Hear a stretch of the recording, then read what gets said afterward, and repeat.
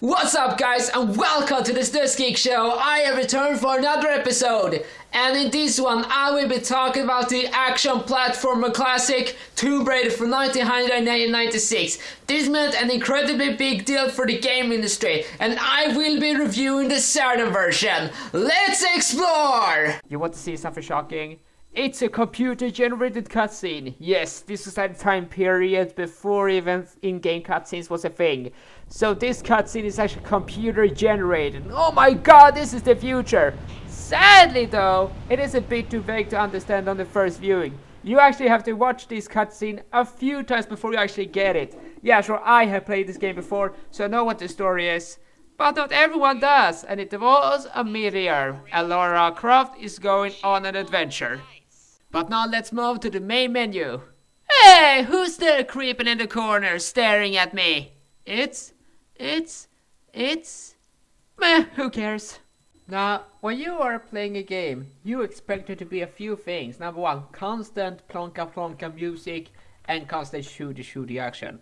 Well, this game has very little of that. Almost nothing! Ha ha ha! That's right, the shooty action only happens occasionally when you actually have to. How in the heck do people even expect at the time that players would actually want to play a game where you actually have to move forward for the enemies to appear? Who even came up with that idea? There's just ambience, there's just silence, and then there's the occasional sound effect here and there. They're even adding in extra sounds so it actually is going to simulate that you are on your own.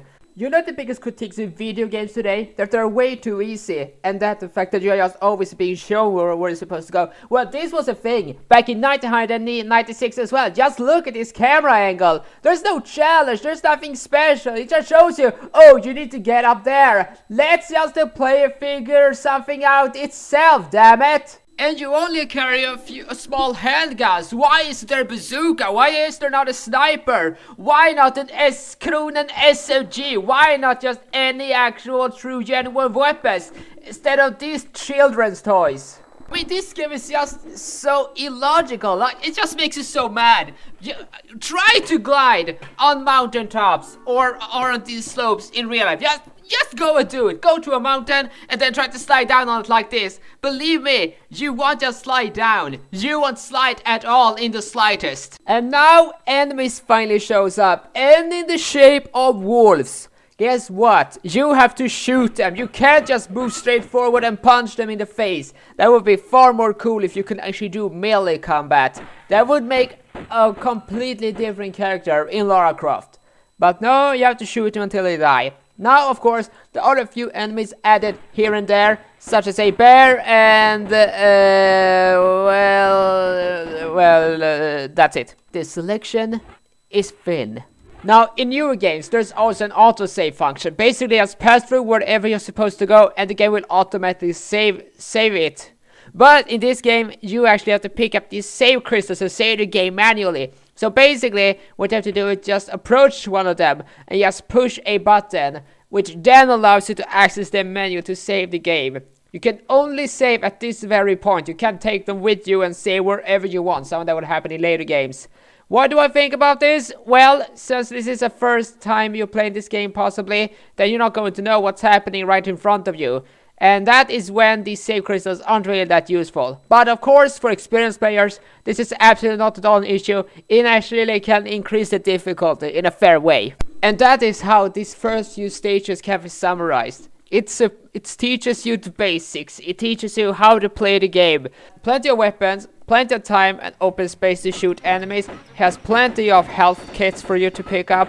It's essentially a perfect beginning to a perfect adventure game. And if you cannot tell, I actually like this game quite a bit. A really nice touch is the hardware limitations at the time for consoles. Yeah, believe it or not, they actually used the limitations of the hardware to create something spectacular.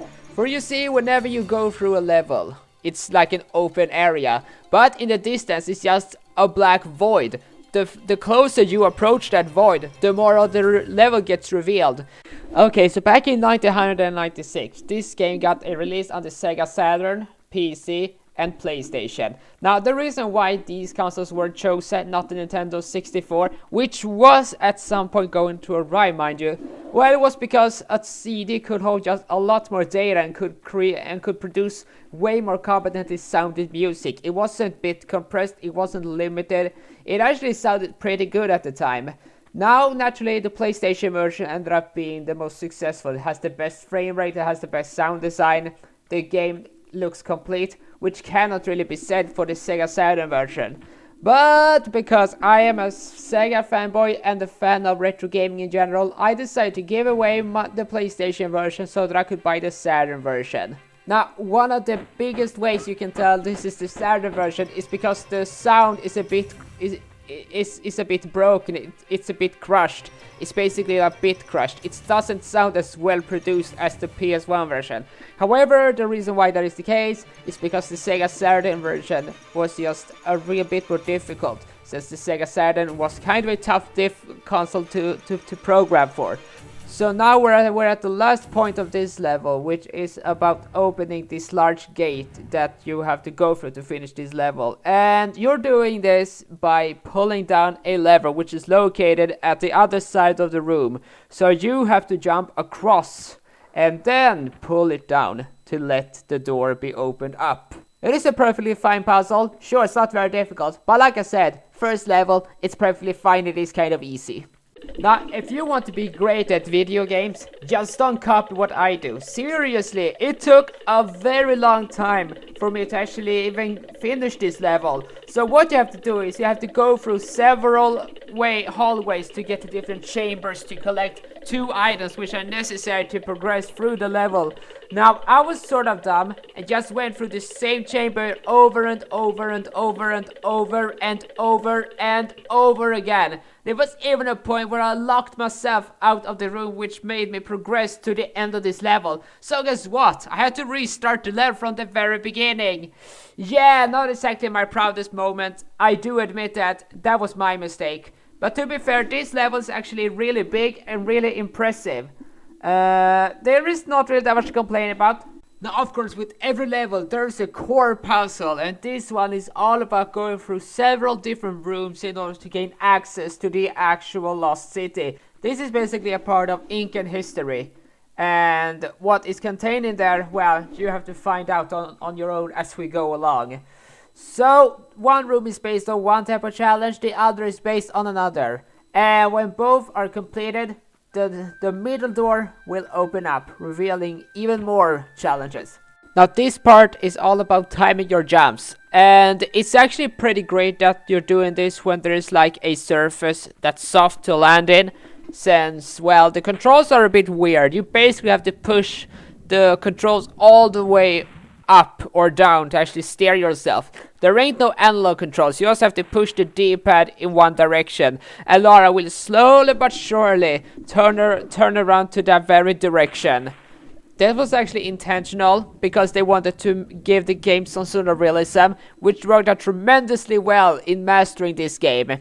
Yeah, it's easy to pick up and play, but tough to master, like how a game should be. So now, after some time said and done, it is finally time to go through the middle door. But make sure that you time your steps, otherwise these axes are gonna get you. And believe me, you don't want to be hurt by them. Yeah, the thing is, that's interesting, like, your health bar is actually moving down. You aren't just taking a hit and that's it. It runs down in real time. Whoa, shit! Well, that was certainly a surprise. Anyway, as I was saying, something that this game does really well throughout. It moves dynamically in real time, but not like in a cutscene manner. It's always moving around. Whenever you see an object or maybe an item appearing or whatnot, you can always move around when you see it happening. Sure, you cannot really see yourself, but that is a really nice touch. So after being attacked by a bear, the golden idol is inserted into a slot, and then the door opens up to the very next bit. It's all about collecting 3 cogs at different locations to make sure these gears are spinning so that another door can open up, and thus draining the waterfall from the opening. And to let you know, if you fall down in the water, well, this waterfall will drag you all the way to the bottom, to the start of this part. Okay, so after climbing up and getting through there, you have now arrived in the Great Valley from the land before time, or something. I guess it just looks quite much like it. So this part is just kind of beautiful. It's just kind of calm. But then, when you least expected it, one of the weirdest things comes out of nowhere. It's a fucking Rex Raptor dinosaurs attacking you. How the heck did it get over here? I have no idea. They're kind of aggressive, but nothing you cannot deal with. And so after shooting them, it is time for the biggest surprise of the century. It's a Tyrannosaurus Rex! The music intensifies and so is the threat. And this T-Rex ain't the easiest to kill. He may move slowly, but one bite from him and you're dead. You guys have to make sure to avoid him while shooting him as often as possible. Thankfully, he's not unbelievably difficult. But at the time, back in 1996, I bet some people were surprised and couldn't kill it. And bear in mind that you have really just gotten Sacred a while back. There ain't no way to save the game without it. Yeah, as you notice, this combat is kind of clunky. Now, this isn't necessarily because of the fault of the game itself. It's just how the controls were. For you see, this was at a time when D-pad was like the only way to move characters around. There were no analog sticks at the time. You could only really move in 4 different directions. You know, if you hold down the button, you would spin in that direction. But that naturally means that it just seemed that early 3D game was kind of clunky in terms of steering the character. It wouldn't be perfect until the analog sticks were introduced for the DualShock controller back in 1998 for Ape Escape, a game which required the analog sticks to be used. One of them is through this crevice. Now, after attacking this T-Rex and killing it, climb up at all of these ledges, and once you reach the top, one of the cogs are there.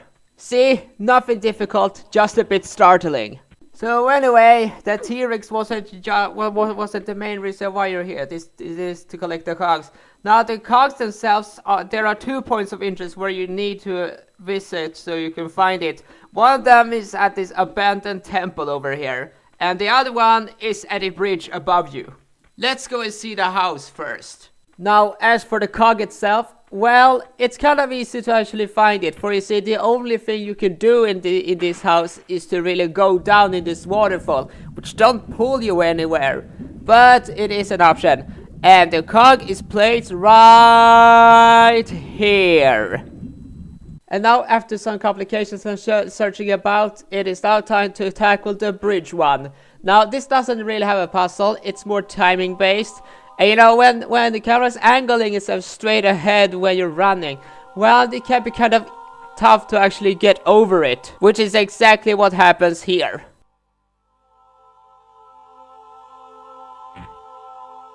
Now everything is set, so after repeating the same path over again and making it to the actual bridge, it is now time to insert all of the cogs into the machinery.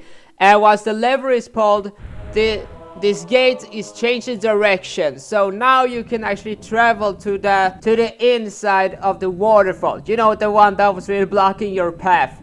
And it is now time to enter the final section of this entire zone. So this is the very first complete indoor section. Up to this point we have started outside, but now we're starting over inside. And this is a level transition between one level to another. It is the first one actually. And the way that the previous level is cut off is actually in quite a genius way. So you head into this building and you see several openings. And you see the eventual opening that you are supposed to go through. And then you observe this. A giant boulder! Which is rolling in your way, possibly killing you, and then blocking the path where you were coming in the first place, and thus preventing you from going back. Now that is a genius idea.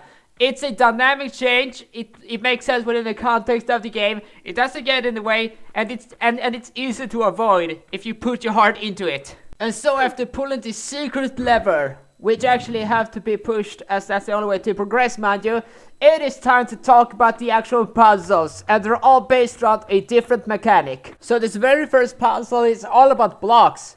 But surprisingly enough, you don't actually pull these blocks by yourself. You will actually pulling down the lever and they will move on their own. It's never really explained why, but it's called suspension of disbelief anyway. Jump down to the bottom floor and you will realize you cannot jump up on it. So you have to go through a different aisle so you can get to a different room, and only through that can you continue with this puzzle. Yes. Now, up the stairs and off to your lessons. Don't be late. Yup, you heard the man. Up the stairs and then jump to this very block and then grab onto the ledge over there. Of course, I get up there after the standard timing. And after the lever is pushed, the block is moving around again. So after some critical thinking and some time actually standing around wondering what to do, I finally figure out how it's supposed to be done. That is something which the game does really well. There's no such thing as a timer. You can just stand around here at the very same location, and so nothing's gonna happen early on.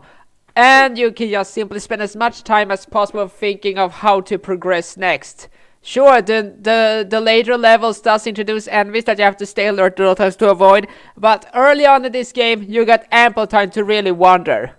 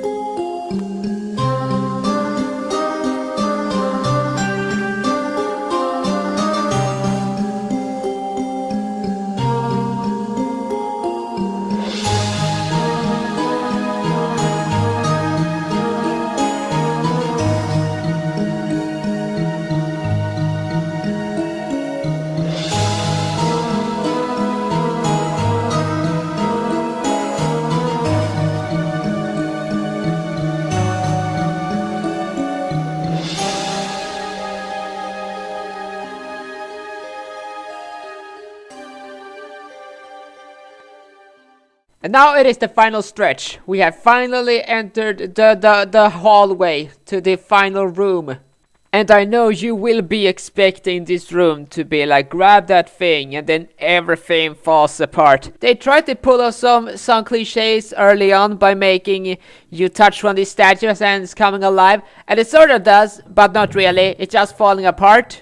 And now that the object known as the Scion has been claimed, it is time to escape. Now, the remake actually did completely ruin this part of the game, because in that one, she's just escaping in a cutscene, and then she's facing off against a guy with the QuickTime event. But in this one, you actually had to escape on your own, which is a really welcoming idea. Oh yeah, this guy actually do appear in the original, but you don't really know who he is. Well, no matter who he may be, he's attacking you, and you just have to attack him with your guns for as long as possible until he dies. And then he reveals the next part of the plot, one which I will not reveal, as this is where this review ends.